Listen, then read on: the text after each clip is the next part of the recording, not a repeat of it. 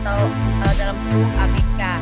Pada kesempatan malam hari ini tanggal 25 Juli 2019 pukul 20.30 akan dipresentasikan oleh Bapak Muhammad Ali Amiruddin. Kepada Bapak Ali Amiruddin kami persilahkan. Terima kasih atas kesempatannya. Assalamualaikum warahmatullahi wabarakatuh. Selamat malam, selamat datang untuk semua. Bapak Ibu yang saya hormati beserta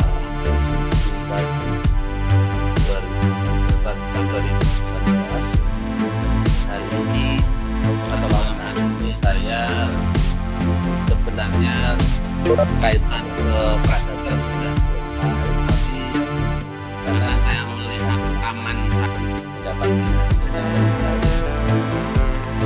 kembali ke cerita saya di saya adalah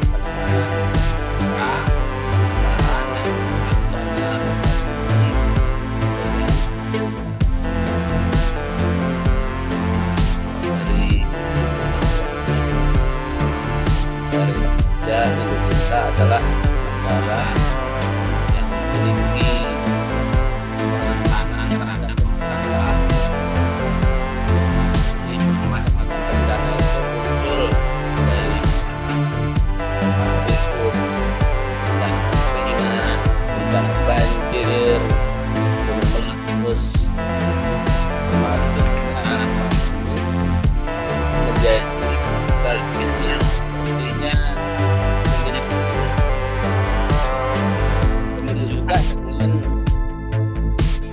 efek dari korban itu sendiri, di mana efek itu akan menghancurkan beberapa elemen. Salah satunya adalah keterkaitan dengan anak-anak sekolah, khususnya anak-anak disabilitas. Nah, bagaimanapun juga, karena anak disabilitas memiliki kerentanan yang lebih tinggi terkait trauma yang mereka. Lalu bagaimana kita menghadapi kondisi yang begitu mengerikan atau yang memprihatinkan ini? Jadi fakta-fakta akibat bencana yang terjadi seperti yang saya sampaikan, itu banyak kan korban baik harta, benda maupun ada juga yang atau yang terbuka rumah, apalagi ternyata juga jadi tahun baru 28 September sudah belum menambahkan sarana dan prasarana tentang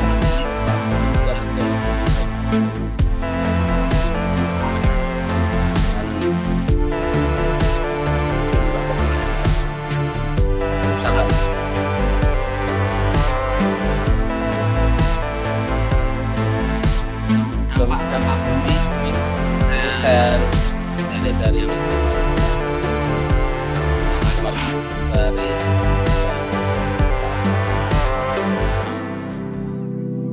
khususnya di kota Riau terjadi gempa 6,9 megawatt atau magnitudo ya, jadi 196 tewas dan kurang lebih 2.000 orang luka-luka. Yang disampaikan di Sulawesi Tengah juga banyak, ada 2.040 tewas, 632 luka-luka, 407 orang, 16.712. Kalau kita ambil flashback waktu gempa Aceh, sangat karena korbannya juga sekarang juga sekali kalau ingat bagaimana nanti terjadi dengan fenomena dan akibat yang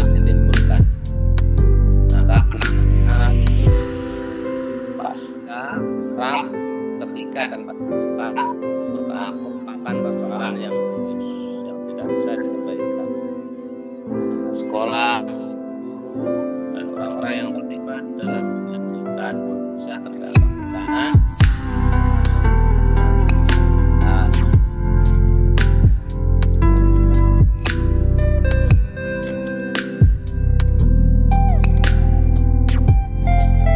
Sebelum kita lanjutkan terkait bagaimana penanganan pra, ketika dan pasca. Kalau terlebih dahulu kita pahami beberapa penanganan saat boleh jadi para bapak dan ibu sudah banyak memahami pengertian anak ini, apalagi sekarang kan sudah ada sistem inklusi. Jadi sekolah-sekolah umum anak-anak berkebutuhan khusus, saya yakin pemahaman tentang anak disabilitas juga sudah baik. Tapi saya perlu sampaikan, apa sih anak-anak disabilitas? Jadi menurut Dewan 2013 adalah anak dengan karakteristik khusus yang berbeda dengan anak pada umumnya, tanpa selalu menunjukkan pada ketidakmampuan mental, emosi, dan fisik. Anak-anak kita atau anak berkebutuhan khusus atau disabilitas bukan untuk pelayanan kesehatan. Kita dilakukan mengatur dalam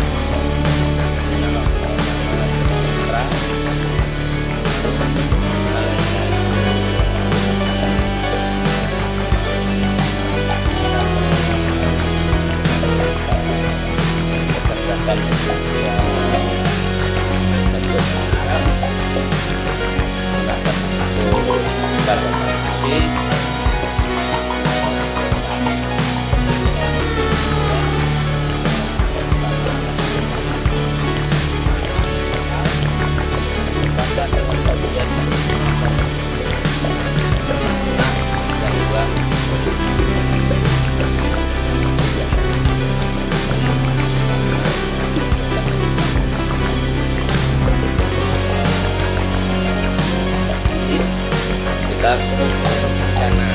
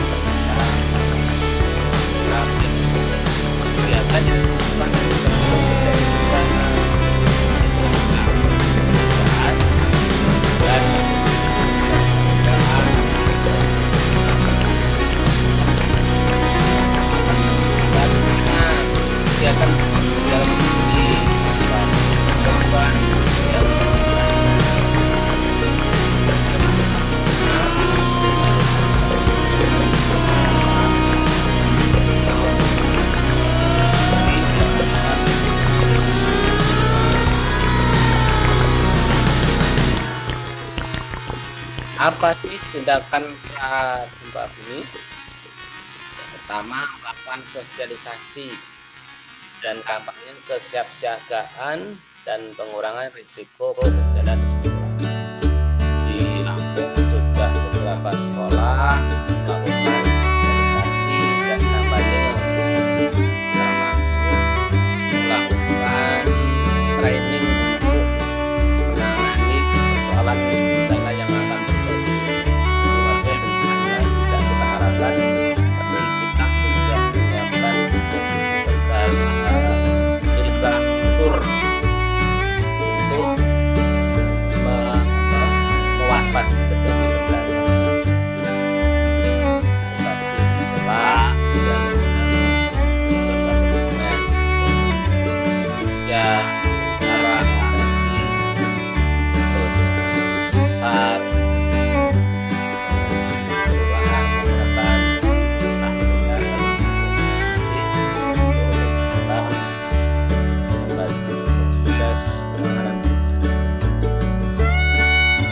juga identifikasi peran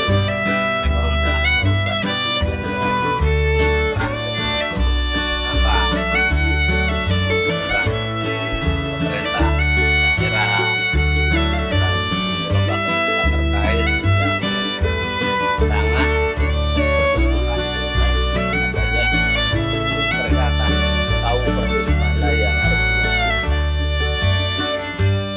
peningkatan pengetahuan kepada anak muda. Kita juga perlu tahu apa itu bencana, termasuk bagaimana dalam bencana sebelum terjadi keadaan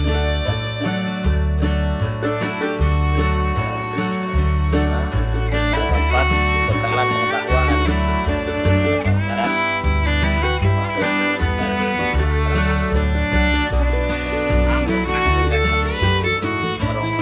kekurangan risiko bencana.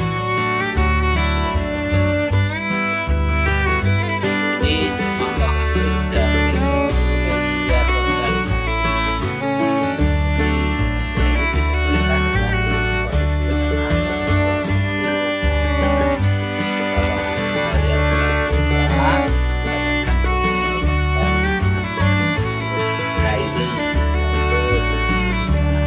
sosial tanda-tanda yang memang bisa diketahui dengan kemudahan atau yang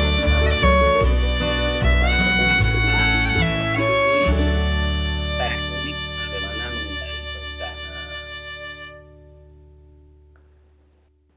Teknik peringatan dini ini saya bagi jenis disabilitas, alat peringatan dini, dan waktu yang ditentukan. Jadi untuk anak yang gangguan pendengaran atau dalam bicara, mereka secara langsung dikasih. Maksudnya kalau diceritakan mereka tidak tahu ada di apa tidak. Kita ngomong nggak dengar, makanya penting ditepuk tangannya untuk diberikan pemahaman tentang bencana. Kalau dia bisa penglihatan tidak terganggu, kita dengan bahasa isyarat atau langsung dengan tulisan dan gambar-gambar yang mereka bisa pahami. Terus kita tahu karena memang secara fisik anak-anak khusus itu ada yang gangguannya kompleks. Jadi anak itu tunagrahita sekaligus tunanetra, ada juga yang tunarungu.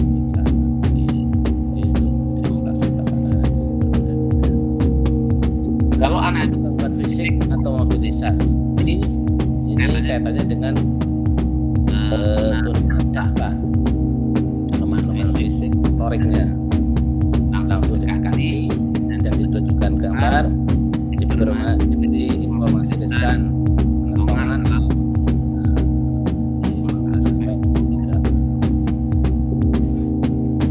untuk gangguan mental dan tunagrahita dan autis juga masuk ke situ, langsung dekati dan ditunjukkan gambar atau diberi informasi desa 11-30 menit.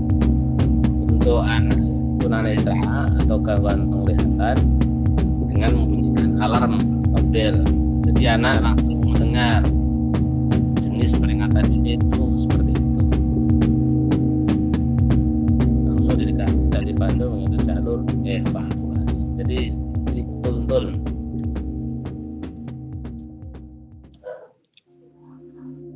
Penanganan saat bencana. Jadi selalu siap dan sigap dalam menghadapi dan menyelamatkan diri dan strategi ketika bencana terjadi. Jadi selamat itu bukan hanya milik orang lain. Sebelum kita memikirkan orang lain, kita yang akan menolong harus selamat dulu. Itu kuncinya. Kalau kita menolong sedangkan kita tidak selamat, apa gunanya? Kalau bisa kita mikir selamat juga membawa orang lain agar selamat. Tapi caranya bagaimana? Yang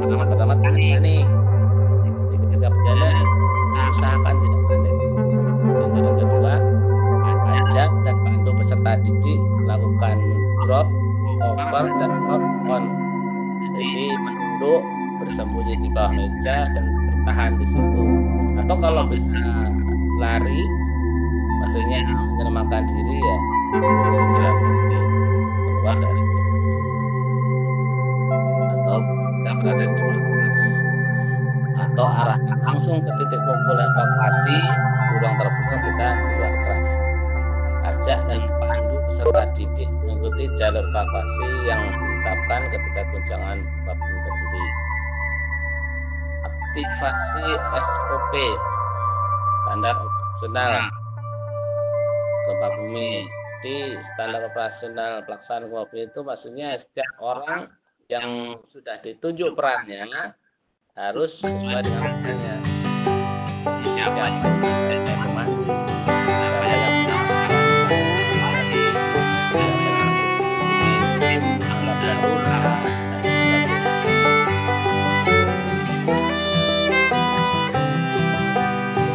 saat mengikuti pengamanan penyelamatan serta dilakukan jika gempa terjadi dan jarak mengambil kurang dari 12 meter langsung menunduk dan terangkat. Jika jaraknya dari kurang dari 12 meter kita akan keluar dari itu. Gerak kita bersih lalu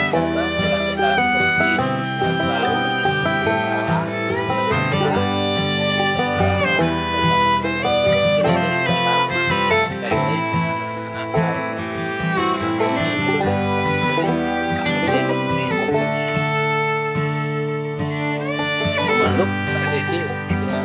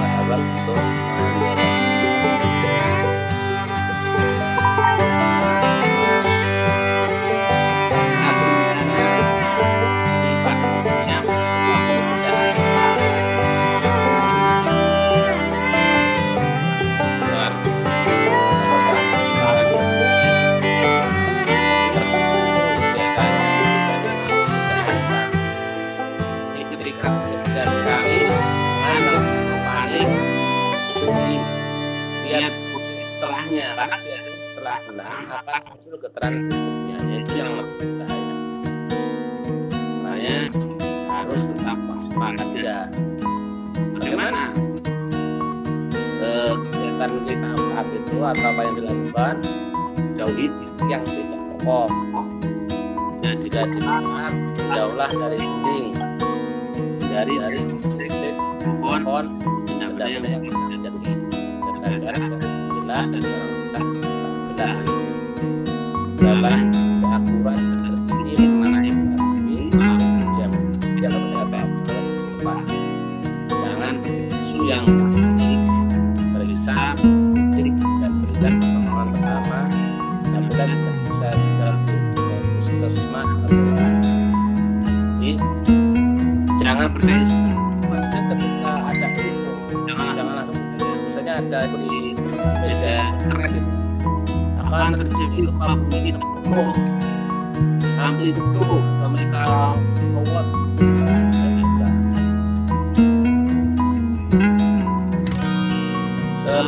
amplitude yang akan menghancurkan kota. Jangan percaya karena itu ada yang ingin berprestasi, mending konsentrasi pada pihak-pihak yang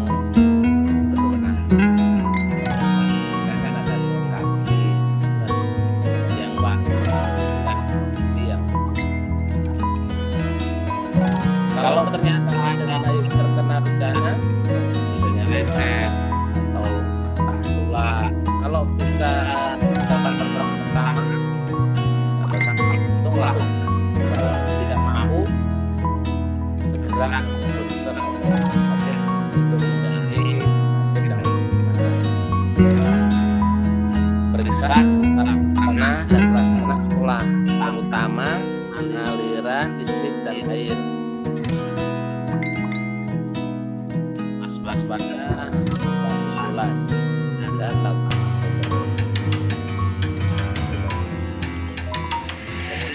Maaf, pasca Ali. bencana. Maaf, Ali.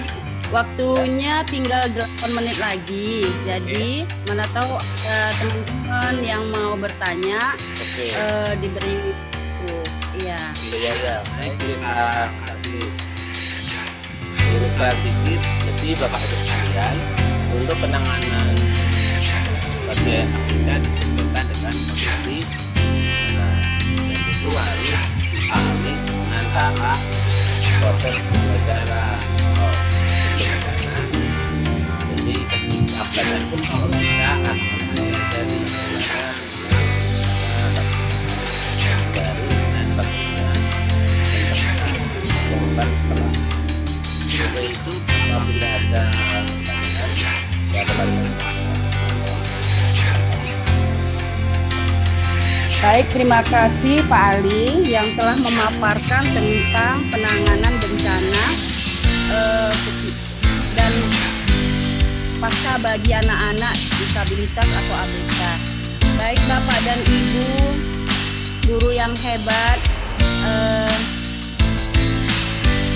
kami sediakan waktu untuk bertanya. Ada sekitar 7 menit lagi Bapak dan Ibu. Paparan dari Pak Ali tadi merupakan paparan yang luar biasa bagi kita, apalagi merupakan hal yang baru bagi kita. Jadi kami persilahkan untuk Bapak dan Ibu guru hebat Indonesia yang luar biasa untuk memberikan pertanyaannya.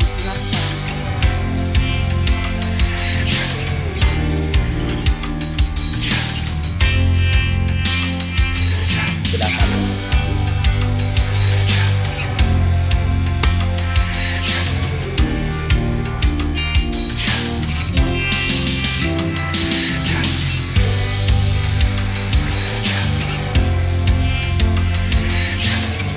Baik Bapak dan Ibu, kira-kira ada yang mengenai paparan Bapak dan Ibu? Pak Ali, berarti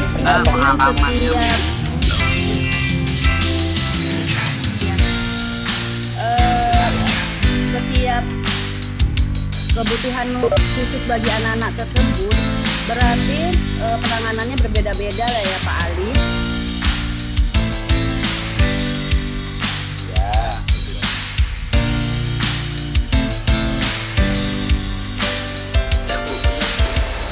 Setiap rumahan dan setiap anak yang mereka panduan dari lain dan nanti anak menaruh bicara kan tidak jadi ledakan misalnya mereka tidak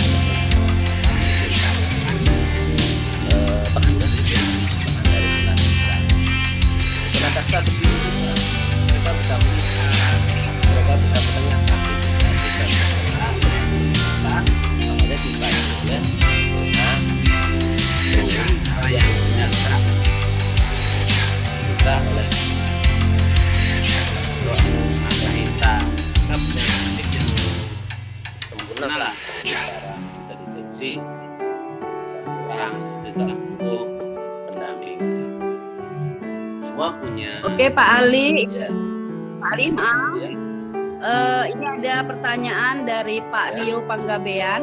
Oke. Pak Rio bertanya tentang bagaimana bagaimana bencana alam bagi penyandang tunanetra, gimana ya Pak? Karena kan tidak bisa membaca gambar tadi. Tolong dipertegas gitu sekali lagi Pak Ali. Ya tadi sudah dikatakan di situ di atas ada kriteria anak dengan kelemahan yang berbeda. Jadi kalau anak tunanetra kan dia tidak bisa melihat. Maka untuk pembelajaran ini ada peringatan ini pembelajaran tentang bencana kita kalau berikan dan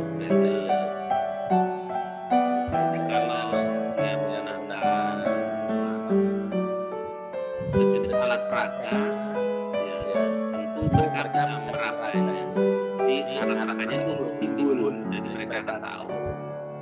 dan ibunya yang harus langsung mendampingi.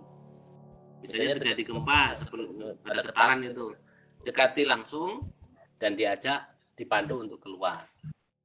Semua gitu, tapi untuk tunanetra lebih intens lagi dalam membantu. Itu. Baik Pak Ali, waktu kita tinggal 2 menit lagi.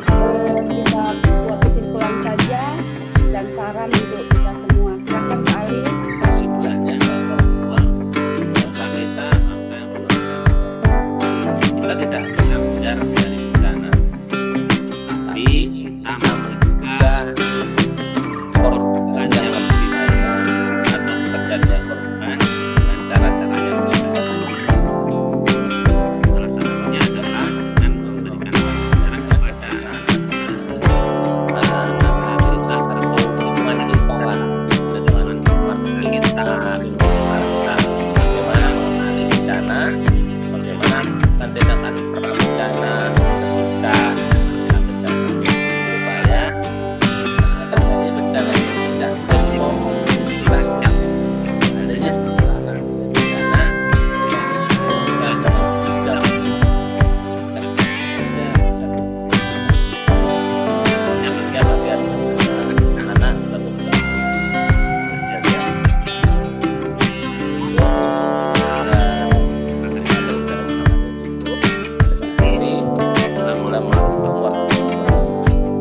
Waalaikumsalam warahmatullahi wabarakatuh. Terima kasih kepada Bapak M. Ali Amiruddin yang paparannya luar biasa pada malam hari ini, menambah pengetahuan kita tentang anak ABK, bagaimana cara menangani anak-anak tersebut. Baik Bapak dan Ibu, waktu kita juga yang sudah sempit, maka saya kembalikan kepada Bapak Dio Panggabean. Pada Bapak. Saya Bu, terima kasih kepada sebagai moderator dan Pak Ali sebagai presenter yang telah memaparkan materi yang sungguh luar biasa pada malam hari ini. Oke Bapak Ibu sekalian, demikianlah sesi 9 kita pada hari ini. Saya sendiri sebagai host undur diri apabila ada kesalahan dan kekeliruan, kami mohon dimaafkan. Selamat malam, salam sahabat kita semua.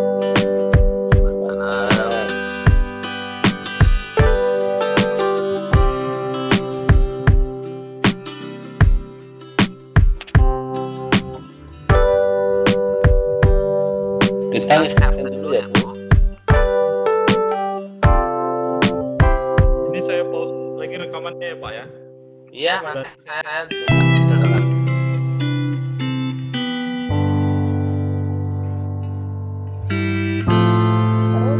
kita kunci agar dia jadi mau bertanya, mau ke depan.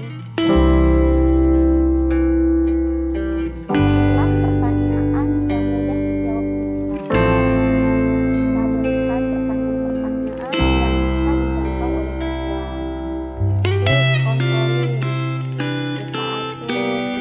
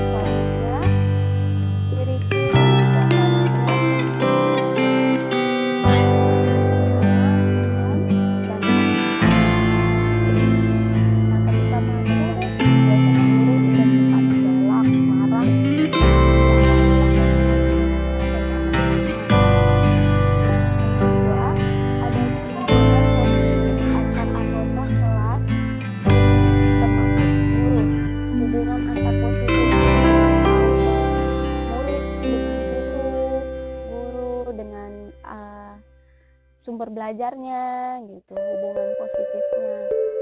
Jadi saling berkaitan. Terus yang ketiga, fokus pada pembelajaran. Kita harus fokus dalam pembelajaran, seperti materi apa difokuskan lagi. Terus yang keempat, kesalahan dalam belajar adalah hal yang lumrah. Maksudnya itu kalau kita belajar dari kesalahan, maka kita akan bisa mengambil pengalamannya. Yang kelima, tertantang dan didukung untuk mengembangkan intelektualitas. Berarti hal-hal yang kita terjadi di dalam kelas bisa kita kembangkan kembali. Jadi sarana kita untuk belajar, mengetahui apa kesalahan, kelemahan kita dalam belajar. Kemudian disiplin. Nah, di dalam belajar juga kita harus disiplin agar siswa-siswa yang kita ajarkan mengetahui kedisiplinan, seperti membuang sampah, hadir tepat waktu. Jadi siswa itu pun lebih semangat lagi dalam belajar. Terus yang ketujuh, ada kolaborasi antar siswa. Ada hubungannya dalam belajar, kerjasama, saling bertukar pikiran, atau model atau metode belajarnya harus ada kerjasama.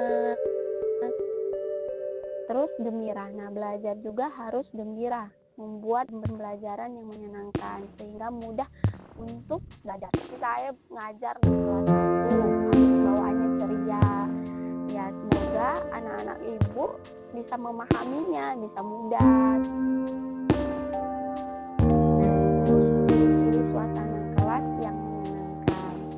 Terus selanjutnya, nah saya ada gambar ini membuat kalimat-kalimat afirmasi menjelang us dan lokasi atau ruangan supaya menarik, dan tempat duduk juga yang menarik.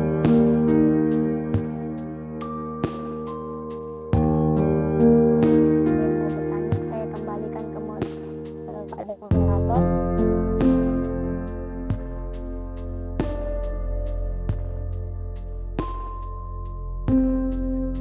Yang sudah memaparkan materi dengan begitu bagusnya. Alhamdulillah malam hari ini kita mendapatkan presentasi yang luar biasa. Mudah-mudahan memberikan manfaat kepada semua. Untuk sesi ini saya membuka sesi tanya jawab untuk 2 orang penanya. Silakan Bapak Ibu sekali saja yang ingin mengajukan pertanyaan.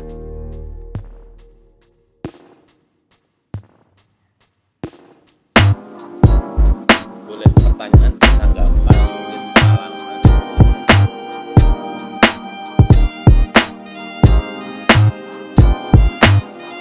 Silakan Bapak Ibu, ngobrolnya masih panjang.